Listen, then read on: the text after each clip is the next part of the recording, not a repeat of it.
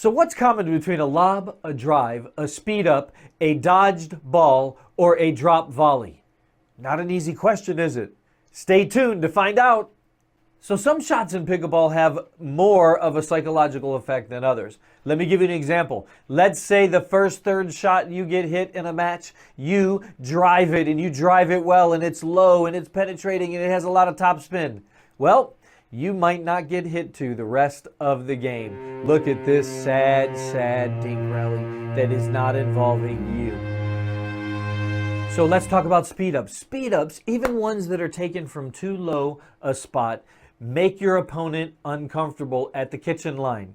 Make them less confident at the kitchen line because they know any ball they pop up, they could eat it, they could hit it, get hit, they could get a body shot with it. So what do? They start dinking with less confidence and they start making mistakes.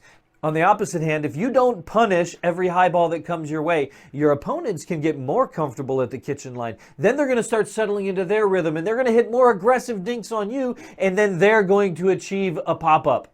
So this can go either way with the speed ups. Now, do you have a local aggressive person that never dinks and always hits everything? Leave your comments below because I know we have a few. Speaking of speed ups, why don't you hit that bell icon and hit subscribe and like so you'll get notified every time we have amazing new content. All right, back to the show. So speaking of speed ups, let's talk about playing against bangers.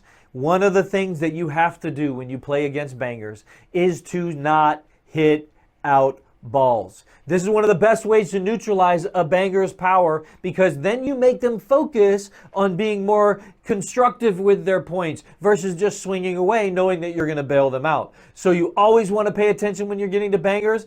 Dodge the ball. Get out of the way. This gets in their head and now you're making them play your game. And when you don't play that out ball, bangers start trying to keep the ball low, causing more errors on their side. Do you hate playing against bangers? Leave your comments below because I can't stand it. But you know what? Soft hands, baby, soft hands. Tissue paper. When your opponents hug the kitchen line looking for every opportunity to take the ball out of the air and speed it up, this is where you can start focusing on maybe a third shot lob.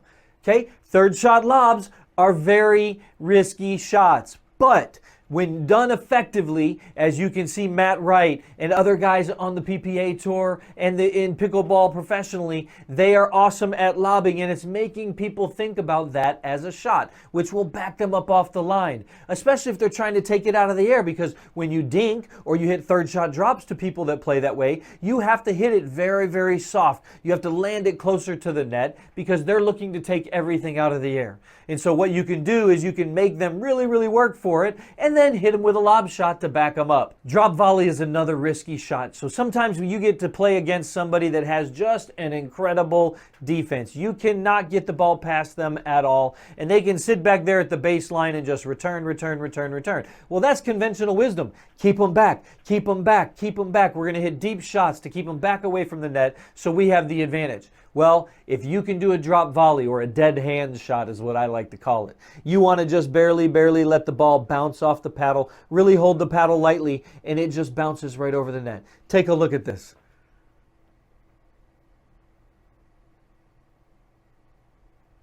Oh, that was nasty. Oh, that was even nastier. Oh, I think he pulled something. Okay, look, the drop volley is a shot for you. It's a beautiful shot, and then it gets in their mind because now they can't sit comfortably at the line. They know that at any time you can pull this drop volley off and pull them up at a full sprint. So now, what are you doing? You're getting in their head. You're making them think about what you're going to do next rather than what they're going to do next. Back to my original question, what's the difference between a lob, a speed up, a dodged volley, or a drop volley? It's the psychological effect. Now, you don't want to use these all the time. You don't want to use these all game long. You want to pull them out at non-risk moments so you can get comfortable with them. And you don't want to use these at key moments at a game unless it's your only choice. But that's the difference. Get in people's mind, and then you can play them like a puppet on the string. So what are your favorite shots to put psychological pressure on your opponents? Leave your comments below. We want to know.